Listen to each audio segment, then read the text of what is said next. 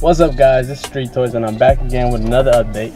I just bought another bike and I've been keeping it as a surprise, but I'm here at the shop now and it's time you guys find out what exactly it is I just bought.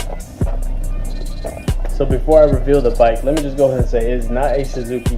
I still have my Gixxer 750, I don't plan on getting rid of it, but I've had a lot of bad luck recently with Suzuki.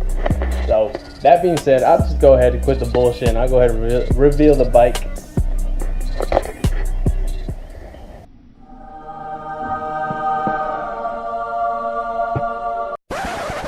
So, it's a 2006 Yamaha YZF R1, or better known as the R1. I did manage to get this bike for a steal. Gotcha, bitch. So, but you know, I will probably give a breakdown of the cost of the bike and parts and all that. But this does require removing the whole frame. So that means the frame is a centerpiece that holds just about everything together. So it does include removing the front suspension, the subframe, and the swing arm, and dropping the engine.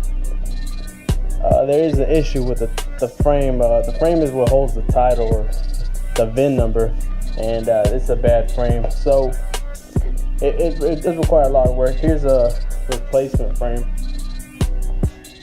So the front suspension mounts right here. The rear subframe mounts back here, and the swing arm goes down there.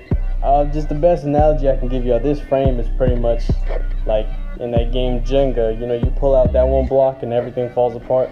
This is that block right here. This holds everything together. But that's enough talk for me. I'm gonna go ahead and get started on the bike. And like I said, I have a deadline. I really want to get this done before June.